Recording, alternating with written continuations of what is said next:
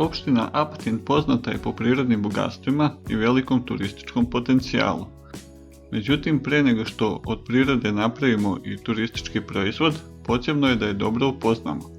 A tu dolazimo do jednog zanimljivog pitanja. Da li zapravo znamo koliko vrsta biljaka, životinja, ptica i riba živi na području naše opštine? Odgovor je: ne znamo. Upravo o tome govori ovaj video, odnosno o prirodi koja nas okružuje na poljima i šumama, onoj u samom gradu, tako i u svim naseljenim mjestima opštine Apatin.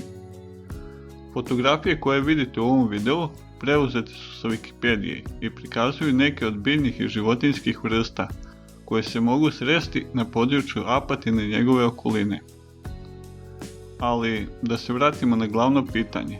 Mi zapravo ne znamo koliko vrsta biljaka, životinja, ptica i riba živi na području opštine Apatin. Možda postoje procjene za pojedine grupe organizama, ali jedinstveni potpuni pregled nemamo.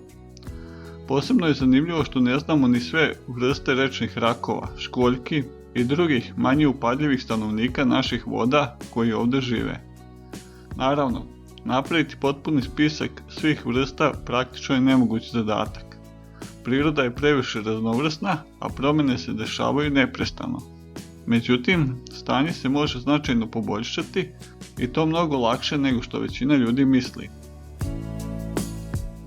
Ono što je posebno zanimljivo jeste da u tome mogu učestvovati obični građani, bez obzira na godine, obrazovanje ili prethodno iskustvo. I upravo tu počinje priča o građanskoj nauci. Za ovo o čemu ja pričam, tu su platforme kao što je Biologer ili iNaturalist. Građanska nauka je učešće građana u naučnim istraživanjima, najčešće kroz prikupljanje podataka, posmatranja ili analize, čime se aktivno doprinosi stvaranju novih naučnih saznanja. Biologer je otvorena interaktivna platforma i mobilna aplikacija namijenjena građanima i stručnjacima za prikupljanje, deljenje i digitalizaciju podataka o biološkoj raznovrsnosti. iNaturalist je besplatna platforma i mobilna aplikacija koju koriste ljubitelji prirode, fotografi, naučnici, studenti i istraživači za beleženje i prepoznavanje biljaka, životinja i gljiva, a zanimljiva je jer omogućava da svako svojim opažanjima doprinese proučavanju i zaštiti prirode. Ovo su bile dve suvoparne definicije, a evo opisa kako to u praksi izgleda. Prvi korak je fotografisati biljke ili životinje.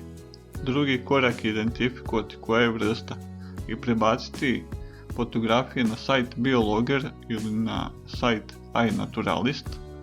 Treći korak obavljaju stručnjaci koji prihvataju ili odbijaju naš unos podataka. Četvrti korak bi bio kada neko koristi te podatke, znajući da su oni provjereni i tačni. U jednom videu se ne može sve to objasniti, ali ako bude zainteresovanih koji ostave like ili komentar, snimit ću i konkretno korak po koraku uputstvo kako se to radi.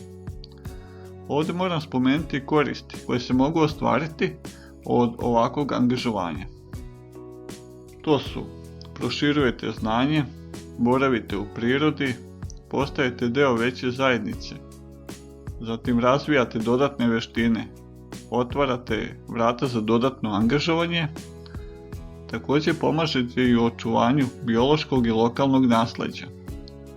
A na kraju ja bih rekao da jednostavno radite nešto interesantno. Ako volite prirodu i boravite u njoj, priključite se nekom od projekata građanske nauke. Svaka fotografija i svaki zabeležen podatak pomažu da bolje upoznamo prirodu koja nas okružuje.